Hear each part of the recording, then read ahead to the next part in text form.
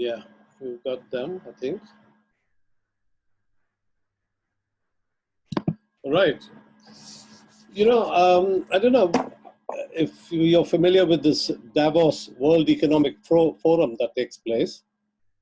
It's one of those places that is in Switzerland and very active in terms of looking at the big global issues. And it attracts a lot of world leadership there. And the corporate world is usually there as well, all the heads.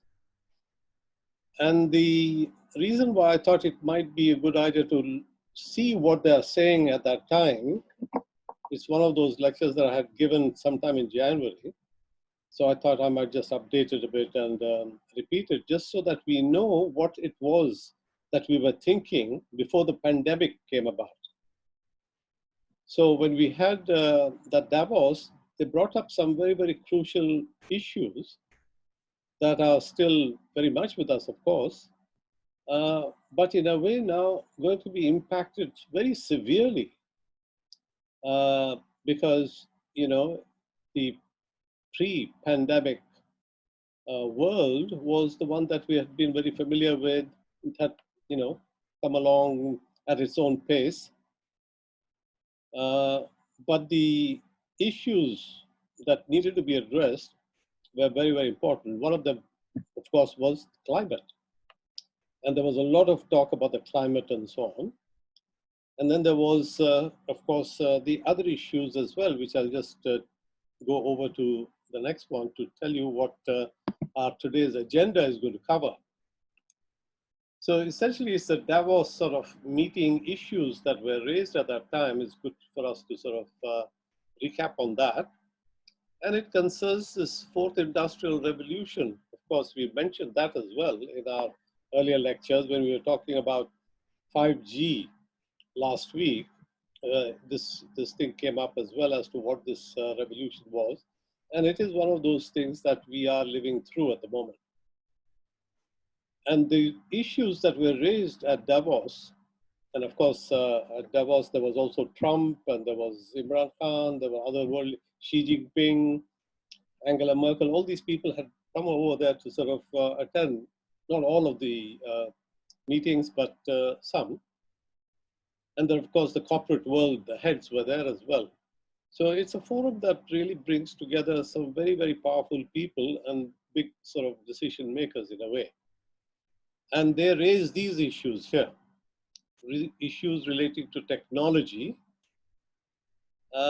which has been the, the sort of constant theme that at least I have been sort of pursuing in my lectures at the U3A. And I wish to sort of continue along the same line because it's one of those very, very important areas that is impacting us as individual, as a society, and as a world, in fact. And there are lots of issues that are going to be impacted by that, even to the point of our health, our shopping, our, entertainment, whatever it is that we think of, it's going to impact that. And of course, there are risks in that. And that is the big sort of issue that the corporate world was looking at that time. And it's probably good to also now bring in this idea, although these issues were there at that time and there were serious issues, but the fact that this pandemic has come about since January, and we are now in its fourth, fifth month, it is quite astonishing the impact it's going to have. And it will impact the same areas that were raised at that time at Davos. And those people who were there were very seriously talking about bringing about a lot of change to their businesses and to their politics in a way, so that they could, in fact, not ignore it, but catch the bull by the horns. But nevertheless, whether there was that great will or drive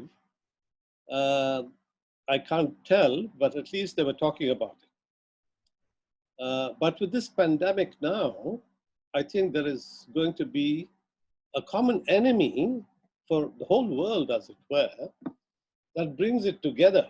So that'll be an interesting thing to sort of see, because the pre-pandemic sort of world was a little bit fragmented, with America abandoning its leadership role and, attacking all the multilateral sort of agencies of the world, and attacking Europe in many ways, and NATO, whatever it is. So it was going at a lone type of idea at that time. But now with a common enemy like the virus, the coronavirus, we want to be able to see whether that brings the world together.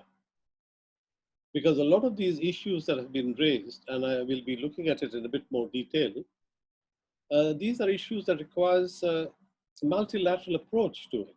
You can't go it alone and be able to solve it, because it's going to be impacting the whole sort of, all of us.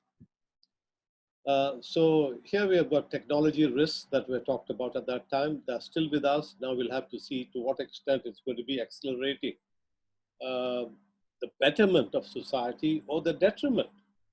We can't ignore this. The fact that the economy is sort of so massively affected means that a lot of businesses of the corporate world are going to sort of think about seeing whether they can even manage to survive, and their solution might be to sort of hark back on the old ways and go the cheapest option that they can apply, and thereby to the detriment, in my opinion, unless the governments who are putting out these rescue packages for saving the economies, the jobs, and paying out all of us some allowances of one sort or another, whether that money is going to be recoverable in some way. But the imposition of conditions is what I think is very crucial to the business world. At the moment, there isn't much talk about putting conditions on the businesses.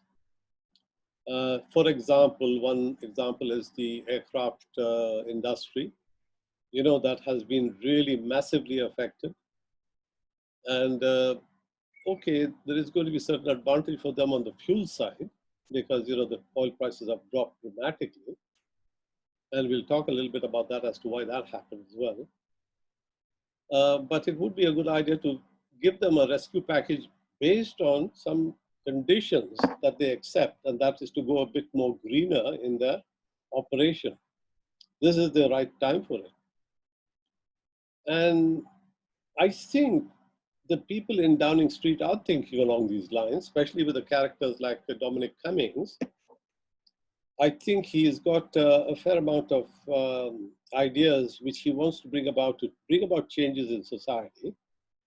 And we'll probably see whether they're going to be rolled out. That's an interesting sort of, idea that at least is agitating, I'm sure, a lot of our minds as to what those conditionalities are going to be for the big business. Of course, this thing about climate is very much still with us, and it's a huge problem. And the reason why oil dropped down to near zero levels is interesting. You probably were sort of following its drop in a way, is that already because of the trade war that was going on between China and USA, the demand had gone down a bit, and oil sort of demand was being less as well, but this supply was in excess, and that dropped prices. Saudi Arabia and Russia didn't agree to cut back until it came down to zero.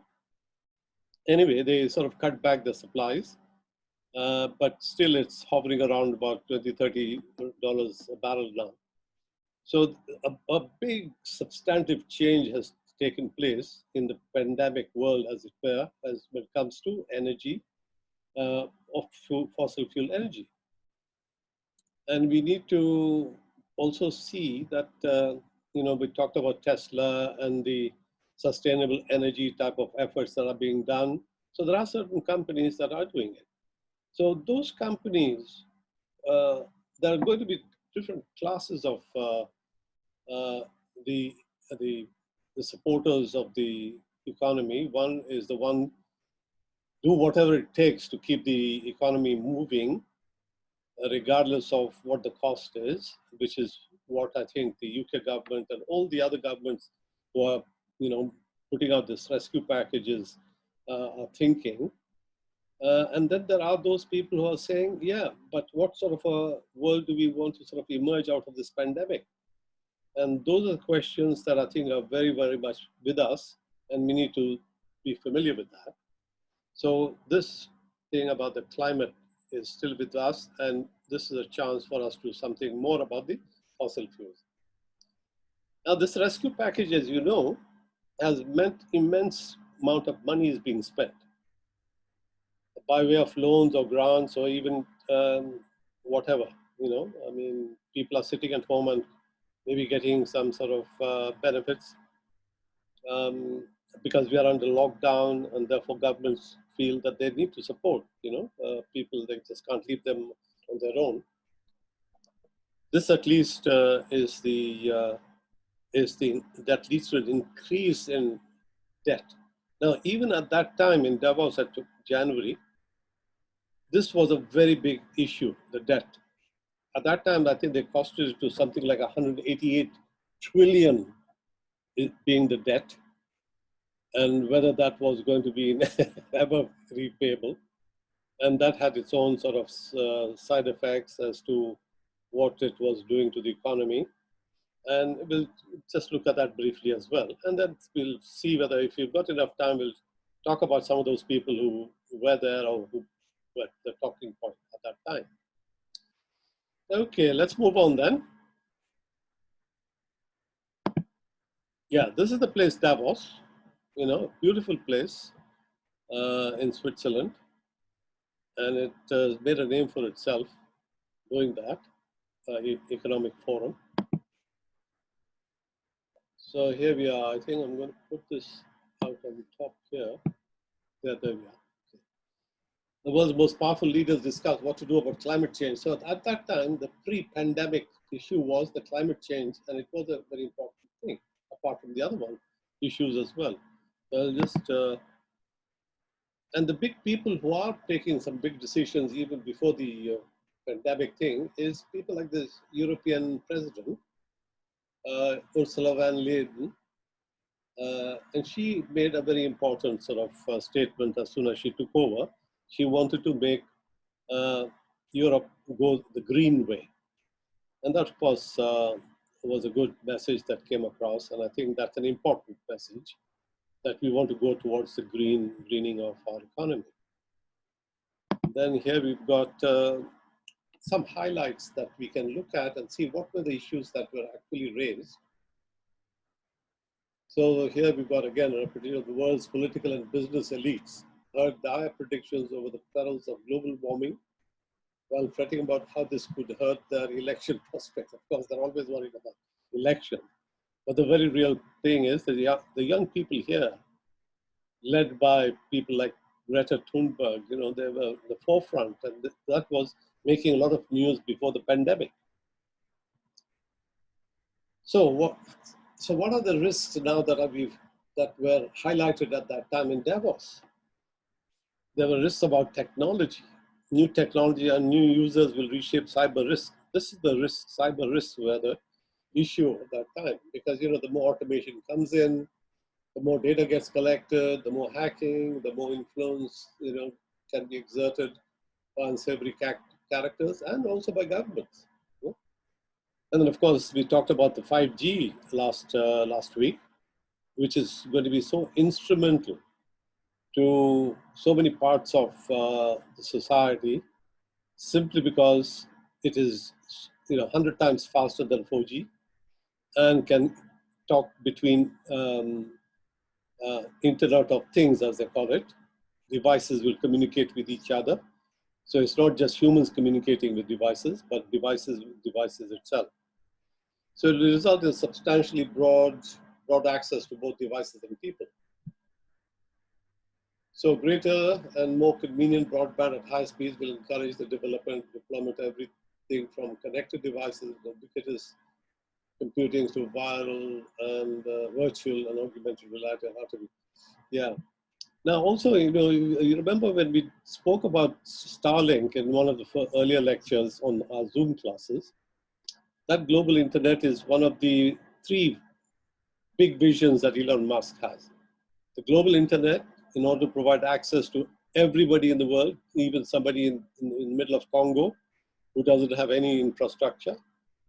The second one is about sustainable energy. And the third was the interplanetary sort of ability, so that we do have an option of plan B to Earth. So you have, in fact, this technology taking us in that direction, essentially. Because apart from technology, I'm not sure how good, what other alternatives there are. Of course, one can't beat good political decisions, but they're always lagging behind. Right. The other factor that was raised at the Davos was about the business strategy. So here we got, again, talking about cyber strategy and business strategy, because we are all going to be so much dependent on data, AI, and so on.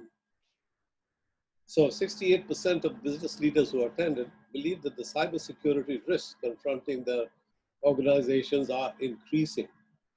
So you can see already before the pandemic, people were worried about security. And even before 5G has come into play here in UK. So here we are. Now, how are we going to deal with this? Geopolitics and cooperation, identify appropriate partnerships will become both easier and more difficult in the years ahead. So we are moving away from the multilateral approach, because the sort of go it alone type of mania is setting in so many ways, as expressed in Brexit, as expressed by Trump as well. And of course, India wants to go it alone and bringing in Nazi-like policies to the Indians there. So this go it alone phenomena is gaining, traction. And it's not the sort of thing that the post-World War II liberal market democracy and was defining the institutions of that day to try and deliver. So we're moving away from that. So as cybersecurity continues to gain prominence and stature as a critical issue with significant regional, national, international implications, world leaders will be obliged to take and clarify positions on related topics, facilitate a more informed debate. As government and business leaders develop or publicly stated the policy positions on cyberspace and find potential allies may also become easier. Now, you remember Mark Carney? He was our Bank of England governor, and he made a very important sort of statement last year before he left. He says, until we get the corporate world on board as far as greening and climate sort of issues are concerned, we will not really make good progress. So he says the reason why the business has to look at it is not simply because they're going to be altruistic and do good for society, but they're going to look at it from the point of view of survivability. Whether the business will be sustainable in the future when the climate sort of issue is going to face us in a much more dramatic way. And their businesses may not survive that. So that's his message, and I think it's a very good message. So what are we going to do? A more equitable world order, a whole CEO conversion to value of social. Now, the companies are much more becoming aware of social and environmental sort of they are beginning to sort of hear the global issues on climate. and this Mark Carney's message. Um, but then, of course, these sort of demons are always there. Wages in Western economies have stagnated as the proceeds of growth have been funneled towards shareholders. Now, that's a very important sort of uh, observation, because the companies have been not altruistic or even sort of looking at anything beyond just the quarterly dividends or whatever. Uh, they're, they were sort of interested in giving the shareholders value for their investment. That's all they were concerned about. They have not been concerned about the inequality that is developing. Uh, like, for instance, the stakeholders are not just shareholders, but also workers. And here we see this disparity that has resulted from this type of thinking, that the study has revealed that 26 richest billionaires own as many assets as the 3.8 billion people who make the poorest half of the planet. So you can see there's huge amounts of this disparity. So that's being highlighted, and that was already there. And we've got to see whether this pandemic thing is going to make it worse or better. But our chancellor has freely given out money and so on to everybody, which I think is a good sign. But let's see whether that thing continues. That the the workers are going to be recognized for what their value is, and not just the shareholders. Right. Here we got a little bit more detail about the shocks that Brexit has done and the emergence of China as a super economic power. These are the factors that are driving the pre-pandemic world. Nationalism, we saw that was on the increase, and of course Brexit is the result of that. So here it mentions that. Now, there are some 200 CEOs of American companies, including the leaders of Apple and Pepsi, committed the companies to sustainable practices and fairer wages. Microsoft last week pledged to be carbon negative by 2030 and announced a $1 billion innovation fund to develop carbon reduction technology.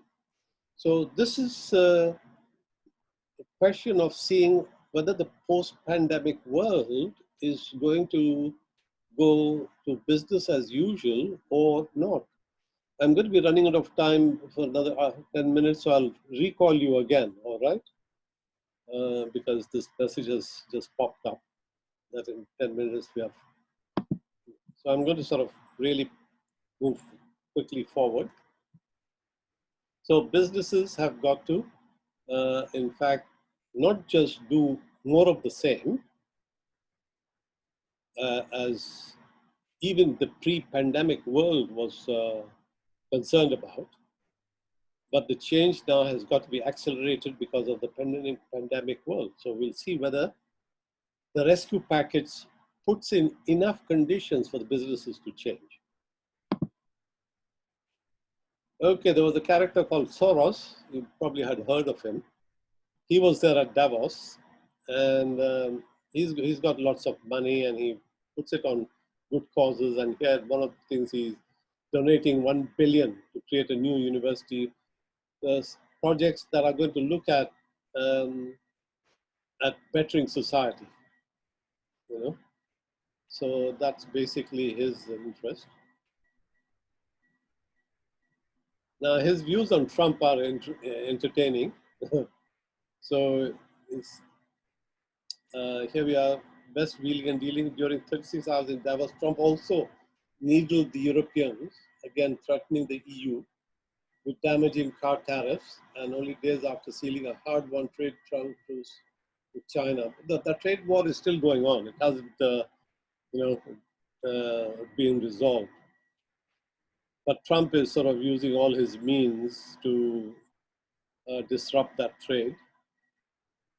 And of course, he feels that he'll come out on top, but that's mistaken thinking, in my opinion. Now, along with the, at that time at Davos, that AI was also a very significant sort of issue. We know that it is a very important issue, and that's affecting the growth in technology and how it's going to be used politically as well. So here's a little statement by one of the CEOs of Google, he's an Indian guy. AI is one of the most profound things we are working on as humanity. It's more profound than fire or electricity. I mean, that's saying something. So we need to be able to recognize this AI as being a very, very powerful sort of factor in the future, already in our lives, I suppose, even now. So we need to consider that. Right. Now, I just want to, let's see. Yeah, this is just a little cartoon. The Davos people are, talking about some of the issues they were saying, taking apart of the stakeholders. Is it just the employees or are they the shareholders as well? Now, this Xi Jinping and Soros, these are comments that they made at their sort of engagement there. Soros reaffirmed his disgust with Trump as a con man and the ultimate narcissist, at making it so blatantly clear at the international level. I thought was quite amusing. But also expressed alarm over Xi Jinping. Now, there are two different characters, Xi Jinping and Trump. Now, Xi Jinping, or authoritarian, of course, he gets things done. Trump is, of course, doing a similar sort of thing, but in a bad way. Let's see. Now, Xi said, Soros says that Xi Jinping is a dystopian figure for a new type of human being who is willing to surrender his personal autonomy to stay out of trouble. Yeah, this is a sort of a type of issue that everybody talks about. How much of our privacy should we give for our for our security? And that's what the government is playing at the moment also. Now, you remember these daily briefings that we have on the on the virus. Each minister comes and talks about things, but they are very much into trying to introduce a system called track and trace as well. You remember? You might have heard that term. They're trying to see how we can control the spread of this virus through our telephones, using our telephone apps. Apple and Google have a sort of a individualized system which does the same job, but I think the government has gone in for the centralized one under the control of NHS. Now, when you start to give data of that sort of type to a centralized database like that, I think we need to be very careful as to what the abuses and misuses are going to be. Okay, the oil lobby was there. And before, again, now we're talking about pandemic, pre-pandemic, and of course, before the oil drop to this great, over the cliff that took place. That took place during the pandemic, but pre-thing was also coming down quite a lot. It was 40, 50, that sort of range. Still very much lower than what it's traditionally has been, about $70. The break even for at least the shale gas and oil thing was about $70, which Obama negotiated with or agreed with the Saudi Arabians, saying that don't bring your oil down below 70 because then our companies that produce oil using shale rock, they're going to go bust otherwise. So they had that agreement and it was kept for a little while around that value. But then after he left, of course, that agreement didn't hold and America started to produce a lot of shale, became self-sufficient. So they didn't care too much about the rest of the world in a way. But it started to sort of, go down and down, and we are at the $30 level. So because of the lockdowns all over the world, the pollution has diminished, but the oil companies are also sort of seeing whether they will survive this lockdown. We'll see.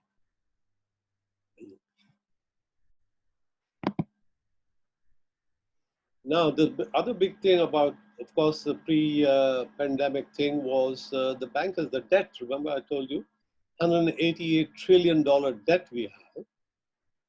And now with all the countries borrowing, up to the eyeballs, as it were, I think USA has borrowed 3 trillion, I think, and then we have borrowed something like 350 billion just to tide us over this pandemic. And I don't think that figure is, final anyway. So this huge amount of debt has got to be somehow managed, and we'll see. But even now, don't have any ways that people are saying we're going to manage. Okay, this is an interesting thing I thought I would show you. These colors are important here. This color, this orange one, says geopolitical risks. Economic confrontations are going to increase, which basically means the risk is increasing at the economic and political, geopolitical level. This is this opinion of 78% of those people who were interviewed. Then you've got this polarization, domestic polarization, which is the nationalization in society. Not nationalization, but rather nationalism. So the risk is 78, 80% of the people think that there's increased risk to society because of this nationalist views that are gaining ground. The green ones are the climate, the environment. A lot of people think that extreme climates are very likely. Droughts are going to increase, the typhoons and the storms, of course, are going to start, and the destruction of the environment, that of the natural ecosystems is going to be taking place with rising temperature as well. So a lot of people are very much in that camp of knowing there's going to be humongous amount of risk that is going to be. Okay, are you all there? Yes, I'm here. Okay, fine. Yes. Oh, sorry, I was getting all sort of screens coming up, and I have to apologize, sorry. Okay, let's continue. Now, this is one of the people at that time talking again about the tremendous amount of the debt that is going to be incurred at that time. It was already a serious problem. Now, here's the figure you recognize. She was very prominent talking about the climate. And what we have is, again, businesses starting to look at themselves a little bit closely. Just thought I might mention that. Okay. Can fully change global investment in industry? Well, at that time it was a concern. Now it's much more of a concern as well. But the real question is, that I keep repeating that, is whether the survivability of businesses is going to be the one that is directing the post-pandemic world, or whether the greening of it to some extent as a condition for the grants that have been given them, is that the way that they're going to be sort of being influenced? So we'll have to see, when this pandemic starts to recede and we're all back to half normal, as it were, whether there are going to be changes to the businesses in some measurable way. And that is an important sort of, if you like, not a spin-off, but a result of this pandemic. If that happens, I think the pandemic would have done its job for the good. Okay, I'm going to skip her. This is a cartoon. This is Trump here, falling off, and she's making the world Greta again. Okay, this is again another cartoon. Yeah, because you remember she says, "How dare you?" She told all the politicians at that time, "How dare you sort of take decisions?" Good phrase, I thought. Just reminded of that. Okay, the debt levels here. At that time, the debt levels had already reached major extremes, and bankers don't have the managed to counter a financial crisis. So they are limited by the tools that they have as to which way they're going to solve this problem. And this IMF lady saying that the side effects of low interest rates, which what we have today, and quantitative easing are becoming more treacherous. Because you remember the government, our chancellor said, I don't think it's chancellor or somebody else commenting, said that the huge amount of borrowing, 360 billion plus, is the fact that we have low interest rates are going to make some little contribution towards easing it. But nevertheless, I don't think it's going to be payable even in our lifetime or even our children's lifetime. So we'll have to sort of be prepared for some real creative thinking if anybody has that ability to do that. Yeah, this is again just talking about the problems. I'm going to sort of rush through that, and I'm not going to sort of go further now, but I'll give you a chance to talk about, raise some questions because time will also catch us. So I'm saying, let's go for, I'll sort of open up I think it's unmute all. Okay, I think I've unmuted all. So we can start with our questions if you have any. I seem to remember one from Nimi from last class. Nimi, do you want to raise that question again? Sure. What I was wondering was that the West, sent a lot of its manufactured to China, thinking that once China's economy is flourishing and their standards of living go up, that it'll become a more open society, which will benefit the entire world. But what we are seeing is the opposite. They've become very rich, but even more authoritarian than they used to be, which has made the world really dangerous, in my view. Well, in terms of the time that we are observing, it's only in the last 30 years that China has made such dramatic sort of, improvements in its economy. They've lifted about 700 to 800 million people out of poverty. So in terms of the time period that we're talking about, it's a very short period. So I would not necessarily think that along with the economic well-being, one can immediately start having a similar increase in political freedoms. Therefore, I think we need to let things settle down a bit, and then that may improve the conditions of political, expression there. Okay. So 30 years is a short time.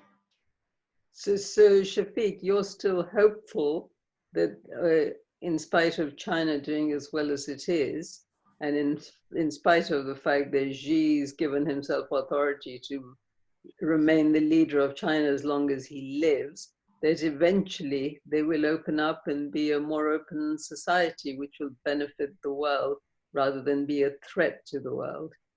It won't actually replicate what has happened in the West. I don't think that model is going to be pursued in the same way, but there will be more freedoms of expression, I think, because their culture is a bit different, their history is a bit different, and they've seen what the Western model has led to, so they're going to avoid that.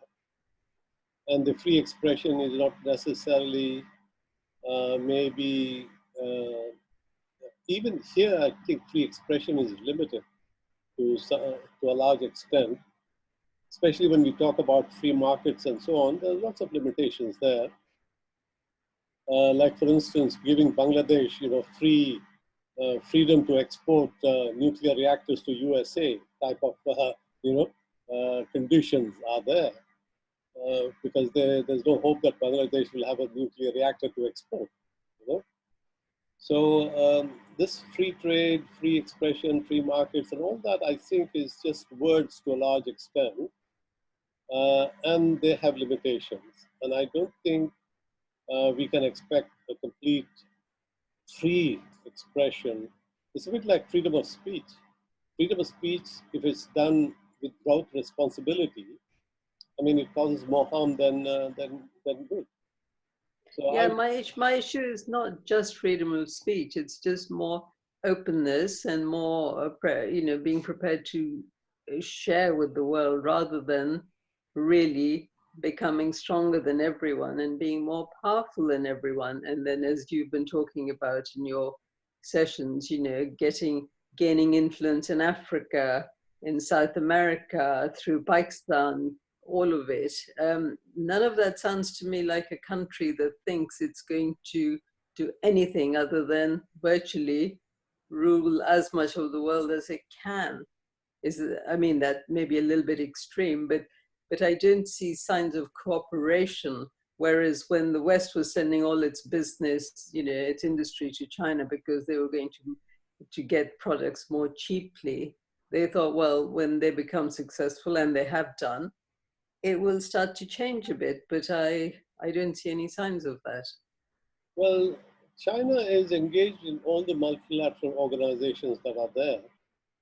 They are trying to abide by the rules, but the very fact that they have surged ahead so far with their local policies probably indicates that they can't continue along the same lines because their costs are also increasing, and therefore a lot of business is going to Vietnam and that sort of thing.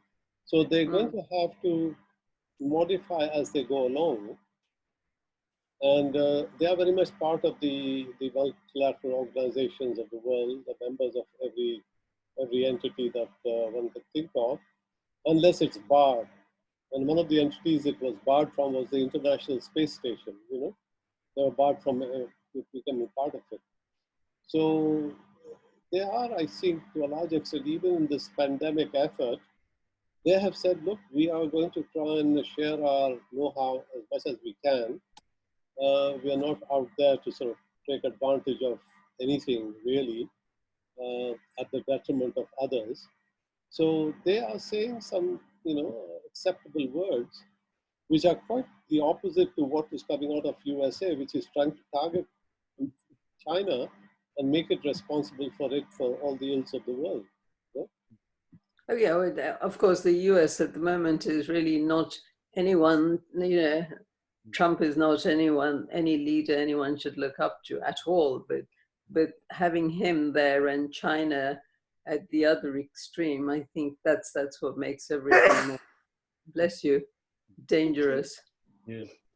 Yeah, well, okay, we'll continue with that sort of pretty long thing. Anybody else? Any questions? Yeah, it's fine. That was really interesting. Thank you, Shafiq.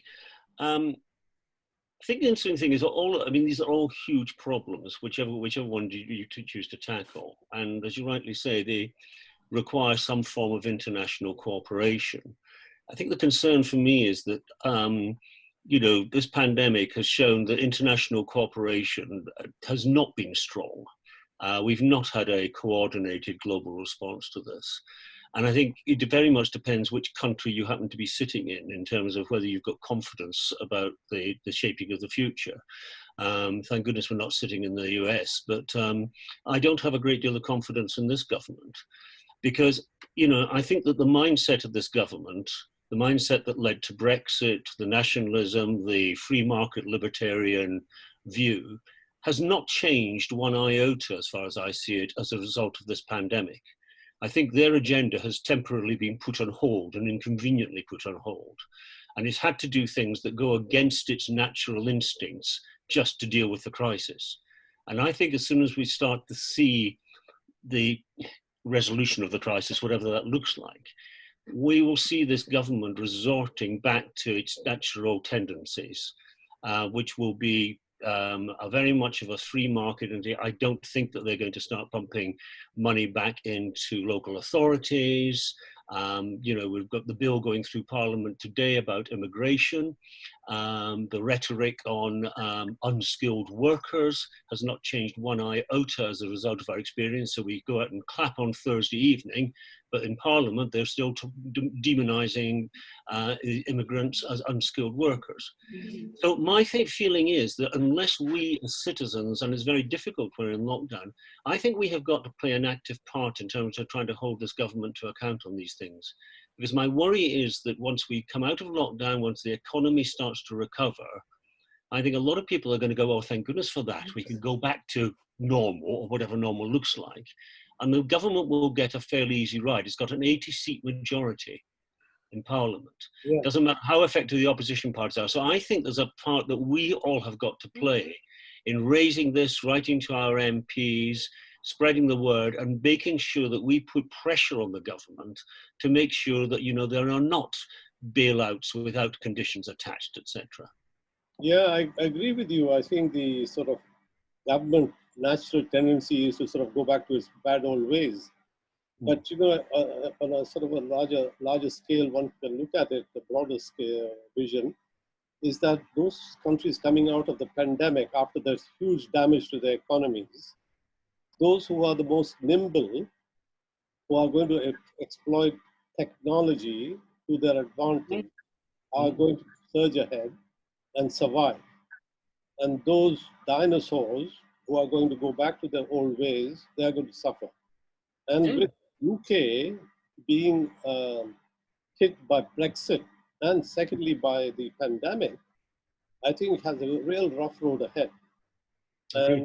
And I think you're absolutely right. Somebody has got to be able to voicing these concerns. But then, with that big majority of theirs, they're going to sort of have people like, all the right wings in the Tory party, listening to the lobbies like the oil lobby and the automobile lobby. They're going to keep doing it, the best they can to maintain the status quo. So my sort of feeling is that UK must first of all bring about the awareness that unless you are nimble technologically and go after new solutions, new ways of doing things, our survivability in the long run is going to be very questionable. Absolutely. Yeah, totally agree. Anybody else? I was sorry I was late joining you today. Yeah, that's fine, George. I'll watch it on YouTube. Okay. Ross, before you go, can you tell me how to get this thing going with the same thing there? Because, I was struggling there, lost so much time. I can't hear you. She's muted. Sorry, I always mute myself so that you don't get any noise. I don't know what device you're on. Are you on a computer or on an iPad or? Yeah, I've got an Apple and a Mac Pro.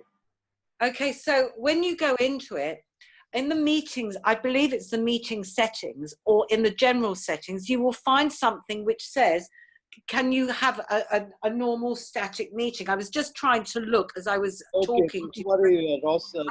Now we'll use. Do you want? If you want to call me after the meeting, I'll show you. But we'll have a one-to-one session later on. All right, on that. Yes, of course, because then it's the same number each time, and everybody can get in and out by just using that one invitation. Okay, very good. All right, that's good to know. So much easier, yeah. Or you can we'll know what it is for always. But if he sends one invitation, you just click onto the same thing and go back into the same meeting, and all he has to do is start it. Okay, very good. No. Okay, we'll move on to the question again. Everybody happy? Is all crystal clear? I just wanted to ask, do you think that in view of what's been happening with recent events, that we will try and be less dependent on China? Well, You see, we need to be in good terms with China because it's a very big market. And I think Osborne and all those people were very much of that opinion. But if you start to target them, then there's no point in getting the back up. So I would say that China still wields a lot of influence because they've got advanced technology and they're still sort of very, if you like, attractive market because they've got a huge population. And they seem to be less concerned about the politics of other countries, as we have seen in this Belt and Road Initiative. They go to any country so long as it's a question of having to build an infrastructure or something, regardless of whether they're sort of either on the left or the right. They say that's the country's concern. But the countries themselves say, well, if nobody, because you see, the World Bank also always puts conditions when it gives loans. And therefore, a lot of these countries don't qualify because they don't have the type of, they can fulfill those conditions. So China, I think, is a very big influence on the, in Africa, particularly now, and in Asia as well, to a lesser extent in Europe. But Asia and Africa are very much under its orbit. Mm-hmm. And I think UK should not, what do you call, unfriend China. No, I didn't say unfriend, but even if we try to be more independent of China, maybe, you know, we've even been in trouble with things like PPI, all sorts of things that we were just waiting for everything to come from China. Maybe there's other countries that we could deal with instead. Yeah, with trade. Yeah, sorry. Did somebody say something? Yeah, well, with trade, you see, you have the option of going to any country. It's a question of seeing whether the other country is interested with you, in you also, for the same things that you're interested in. So that's how the trade works. They sort of manage to get what they can from each country, which benefits, you know, the individual country concerned. Yeah, but as sorry, Doug was saying, you know, we've got this government which is going to try and do its best to please America because they want to try and get a deal. America will completely screw us, especially if Trump is there. And then we're kind of stuck, really, not having any friends as far as I can see. It's, you know, because we've become too small a nation on our own at the moment. Everyone's economy is a mess. So you're right, we have to stay on good terms with China and America, but does that mean that we have to lose our individuality and our importance? Where are we going to be important? Who's going to want us and for what? You see, our concern coming out of this pandemic, I feel, again, is to sort of target those types of policies which are going to make us a viable country in the future. If we are thinking short term, and I think Doug is very right, because the pull will be to go for short termism and therefore, you know, adopt the bad old ways. But sooner or later, I think as far as this Downing Street, the Dominic Cummings is concerned, the little that I know about him, he's thinking in fairly radical changes to society and to the civil service and so on. So he, I think, is not one of those who wants to maintain the status quo. I agree with you, Shafiq. Unfortunately, I don't have a very positive view of Dominic Cummings. Dominic Cummings is a disruptor. He likes to disrupt for the sake of disruption. He doesn't really care too much about what the end consequences are. So I'm afraid I don't see that he is a strategic thinker from that point of view. All he wants is basically to throw the whole pack of cards up in the air and see what happens when things are different. It's a game to him. It's a game to him. Yeah. So I'm genuinely, and it does, I mean, I know we laugh about it, and probably, seriously, he is one of the major influences behind Johnson at number 10, and I think very, very dangerous. he is not elected. You know, we have a lot of very unelected people who are actually influencing the political agenda, and that is very damaging. I agree with you. We don't know the full story that goes on in the Downing Street, but it seems to me that he's one of those people, very science-led, as the term goes. He wants to cut down on the civil service. He wants to be using a lot more automation in decision making and all that. So there are those positive signs that I can see. But you're right when it comes to, when he went into Brexit, I think that was a complete and utter failure on the part of the other side. And he won.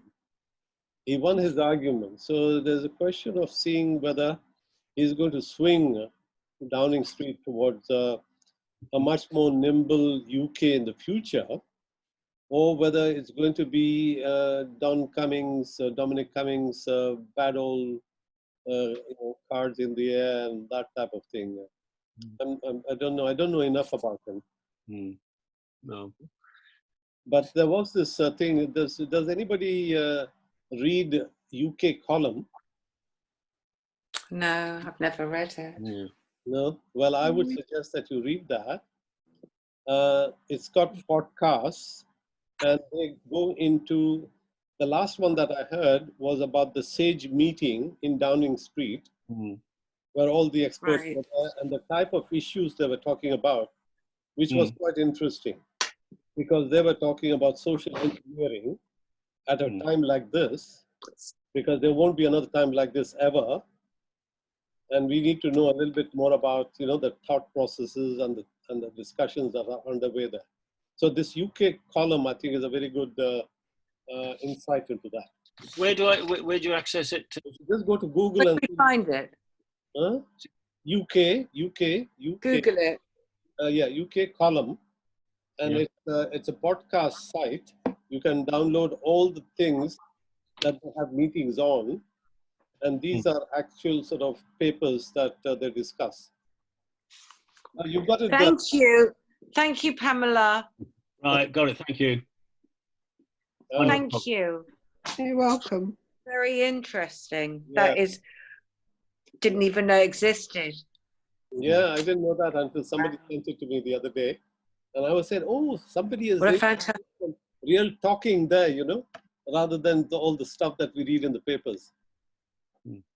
Yeah, sorry, somebody says something. Okay, it's really. Yeah. Well, we've got 7 more minutes. So we're all happy with the well. Well, what is your wish anyway for our post-pandemic world? We'll start off with Pam. Do you have a wish, Pam? Yes, I would like this, what do you call it? The international wage, minimum wage. All right, right. Okay, that's short enough and good enough. What about you? And I'd also like to obviously hold the government to account for what they've done. That's a tall order. Tall order. That's right. I would like China to repatriate people, all the countries, the money that it's cost them. I still feel that regardless of whatever, to allow the rest of the world to come into China for Chinese New Year, knowing what they knew, and leave and take the virus home was a heinous crime. I don't care what else happened before it. I find that absolutely unforgivable. Yeah. Well, I think that's another one of those things that China will not do. I can't do. It's like asking for repatriation from the British Empire. Quite, I understand. But I just think that what they did knowingly. They can't sit there and say, we didn't know. They were going through it. They knew what they were going through. And yet they still allowed the rest of the world to come in for Chinese New Year and then leave. Absolutely, absolutely. And take it out with them. Right. It's a heinous crime. They knew what they were doing. And that's to me, the most unforgivable thing that they did. They should have didn't shut tell their us. borders. Yeah, they didn't tell us for a long time. Yeah. They absolutely. should have shut their borders and say no one's coming Of in. course. They closed all the factories and all that stuff, and no one could get anything out. But they still didn't give any information. It was outrageous. It's just wrong. And look at what the knock-on effect of the rest of the world. And they knew. They knew what they were doing. And I there's think also all those Chinese workers that were that had been in China for New Year, and they were living in Lombardy in Italy. And they took it so back many of them flew back from China, from seeing their families at New Year, and flew back to Lombardy, where they were living That's exactly and working what in the I'm factories. saying. Yeah, Exactly that. Yeah, It's And they said outrageous. nothing. I believe you're right when you point the finger at China as being the place where it's all started and better measures should have been adopted. But when I come to this, the CDC in USA, the Center for Disease Control, that was disbanded because that was their job, in fact. And the first doctor in California was in January warning about this virus, and no action was taken, much to the detriment of this virus already spreading in USA. So it seems to me that every country has bungled to a large extent. When we look at I agree. the government, when they keep on stumbling over the figures about the tests and about the PPE and all that type of thing, and it seems to me that the type of policies that everybody is pursuing seems to be coming out of something uncharted waters, actually. I think this pandemic has Somebody made another very good point as well, that the Far East had actually experienced SARS and MERS. Yes. We didn't even really know about it. Yeah. They knew what they were going to have, what to expect, and to make sure it didn't happen again for them. And they were far more geared up than the rest of us were, because they've been through it. But one of the problems, Roz, is you're absolutely right, is that our government, this arrogance of we can do it ourselves, did not listen, did not pay attention to any of the evidence from these countries. So the problem, it's been so insular. I mean, it's interesting, if you look at the issue about going back to school, and they said, oh, Danish schools are back. The Danish government had, extensive consultation with the trade unions, with the teachers, with the parents, to actually devise a collective strategy to bring schools back. Our government hasn't, we can't even talk to the heads of the devolved government in advance of a changing slogan, for goodness sake. And it is this narrow-minded, arrogant self-belief that this government knows all the answers, which is absolutely, that to me actually is what I find is the criminal aspect of this. It's arrogance and its inability to listen to other people, to take advice, or to even have a bit of humility. Yeah. And in fact, exactly, the US has been even worse than us, because in 2015, when Billy Gates did his TED talk and really said, this is coming, this is coming. But in spite of it, as Shafiq said, they got rid of the diseases, the CDC and all the rest of it, because I think a lot of the West was happy, thinking, oh, this only happens to the Chinese, it doesn't happen to us. Yeah, it happens somewhere else. Exactly, it won't happen to us, and here we go. I agree with everybody, I really do. Very, very interesting. I don't know, I think that my thing will be that I'm going to try not to buy anything Chinese. I'm going to try and support UK manufacture. I'm going to try. So Roz, that's interesting, but I'll find, I don't know if I'm alone in this. I thought that there was legislation which said that anything you buy should tell you where it's made. But now I find I buy things, they don't say where they're made. You buy anything on Amazon and you cannot tell that they're all made in China. And you keep looking and looking. So it's not that easy to buy things not made in China. Everything's made in China.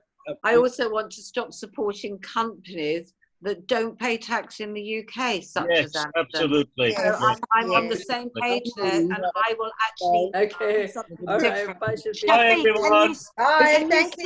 Thanks very much. See you next week. Kathy, can you stay on and I'll talk to you for a second and try and work this out with you? Is Monday next? That'll be a new meeting, won't it, Ross? Well, it should be a static meeting. You can have a personal ID. I'll try and talk you through it. Okay. All right. Bye, everybody. Bye. Bye. Or if you, Shafiq, if you want my phone number to phone